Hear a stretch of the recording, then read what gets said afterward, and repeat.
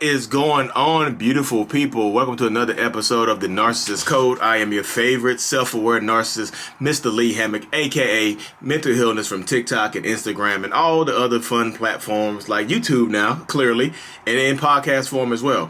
If this is your first time tuning in, I am a diagnosed narcissist. I am a self-aware narcissist. I have been diagnosed with narcissistic personality disorder.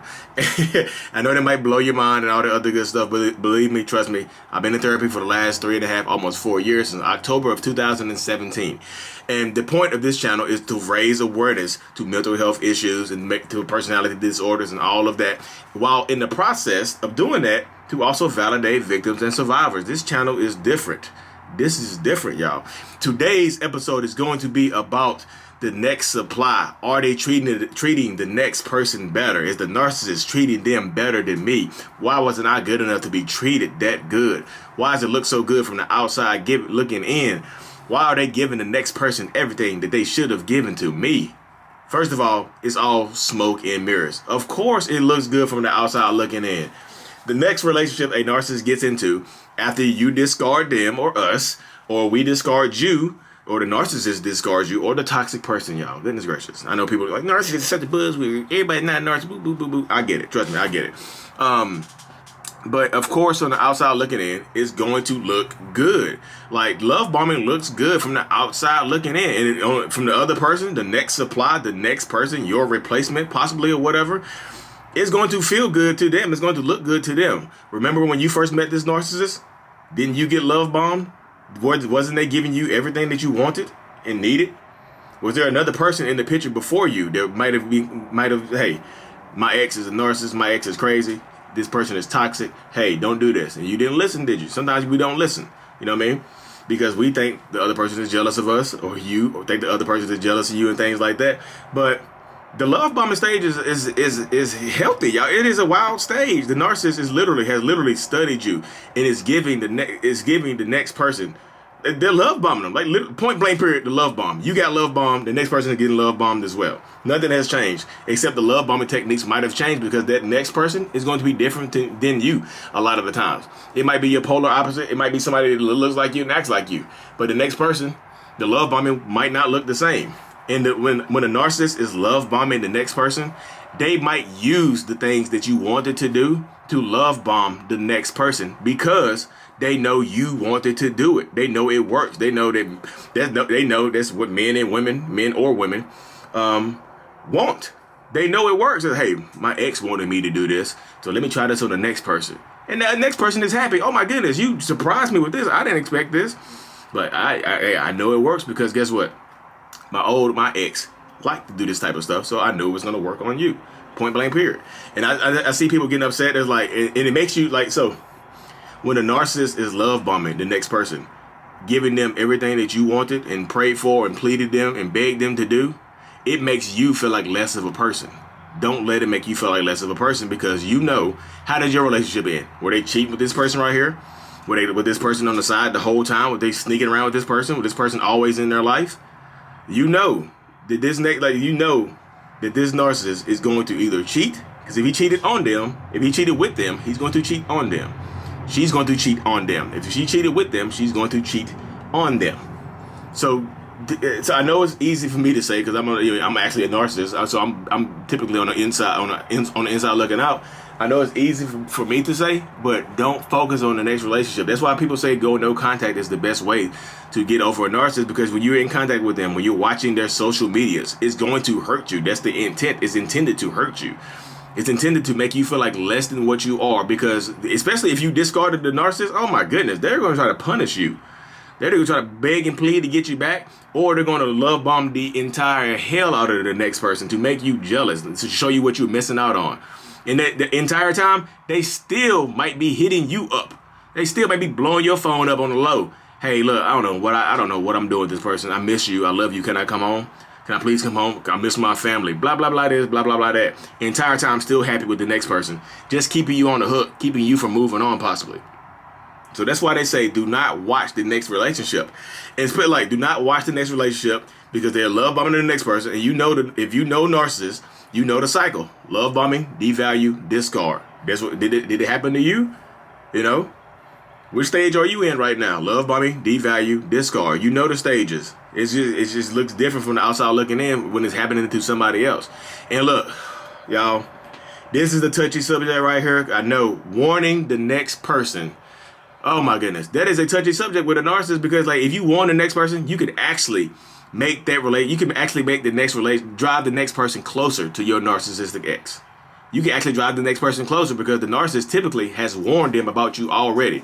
Hey, look, my ex, we did not end on good terms. This person is out of their mind. This person is like literally insane. So do not be surprised if they reach out to you and try to ruin our relationship because they're jealous of us. They're jealous of you. Please don't believe anything she says, he says, or whatever. Give me a chance to explain myself. Or matter of fact, before they even get a chance to do it, why don't you just block them?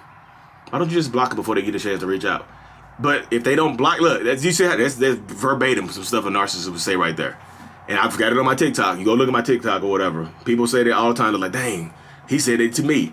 She said that to me. You hear it all the time. You see it all the time. It's like, yo, it's like, I'm telling you, it's a pattern. It's like, it's literally a pattern with narcissists. If you're watching this on YouTube, I'm sweating. This is a hot room. And because this room is not padded or anything like that, I don't want to turn the fan on and mess up the audio for the podcast people. Podcast people, I love you. I love y'all podcast people as well. As much as a narcissist can love. Can a narcissist love? You tell me. But yeah, reaching out to the next person, the next supplier, whatever you want to call them. You know, if there's not physical violence involved, or like any kind of crime, any kind of criminal history or something involved that might involve kids or something like that, or some SA. A lot of times it can just backfire on you, make you look bad, make you look insane and whatnot, make you look crazy because they, like I said, the narcissist has probably already beat you to the punch and told them that you were going to reach out. So you look like a liar, and the narcissist looks like they're telling the truth. The next person actually trusts the narcissist more now because you decided to reach out. Because either you were angry or you might have actually been coming from a place of concern and tried to warn them, hey, look, this person is physically violent towards me. Be careful. Look, I'm not stuttering.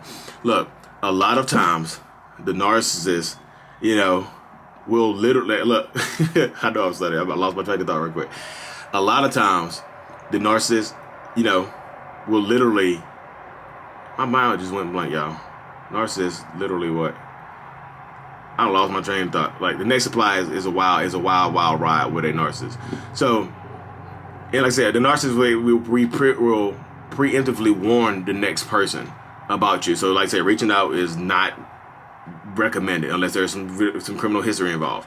So, and you can actually drive them closer. So, the way to get over this situation is to you have to block them. You have to remove them from your lives. I know having kids involved is a different thing.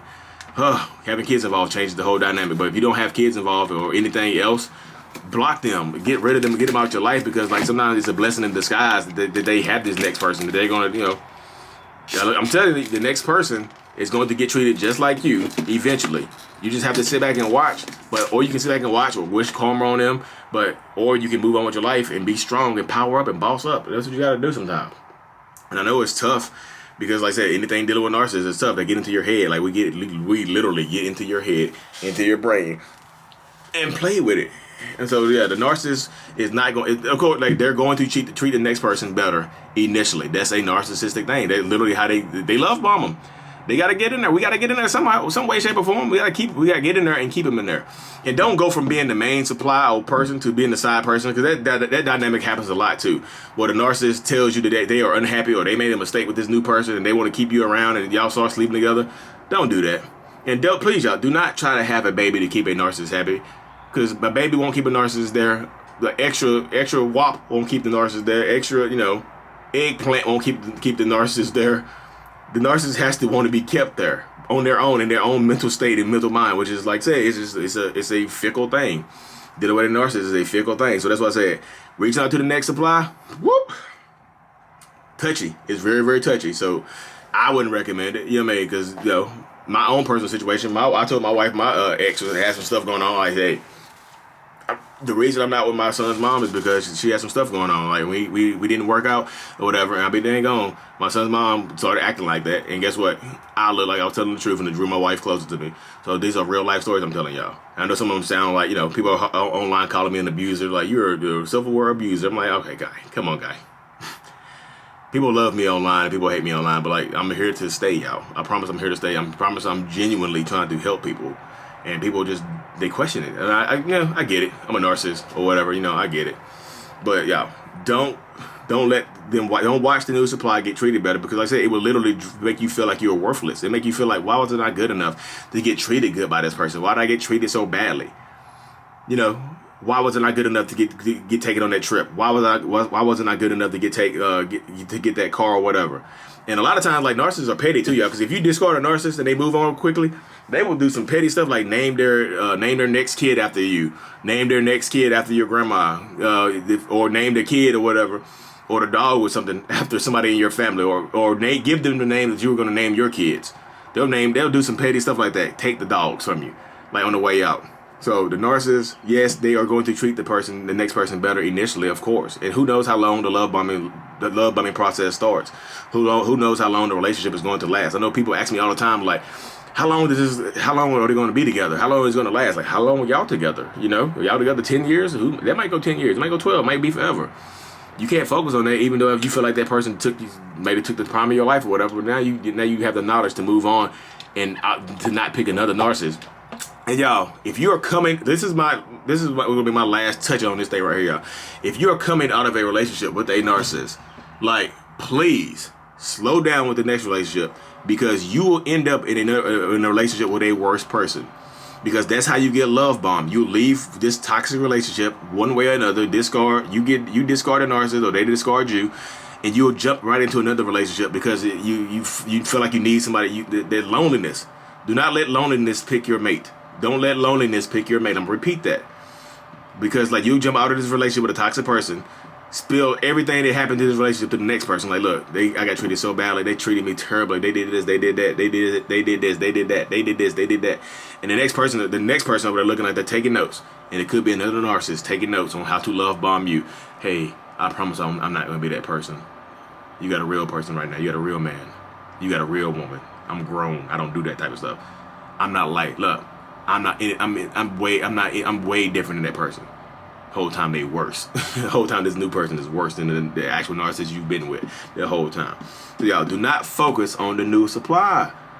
Because the new supply, like I said, the new supply is really never the new supply as well. Because a lot of times these people have been around for a long time. So I know y'all reach out to me, says like, how in the world, like, do we just break up 2 days ago and then she's already living with somebody else? He's already living with another person. Because that person was already around. Like, that person was already around. It just happens. That person, the narcissistic harem or whatever they call it. You know what I mean?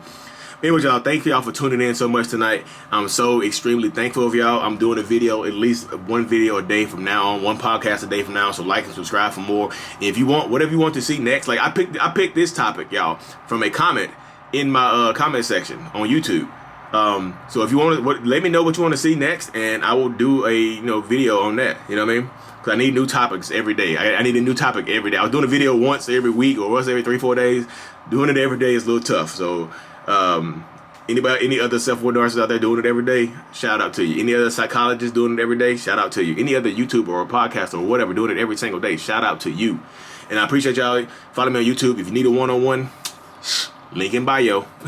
I'm thankful for y'all. Peace out. Boom.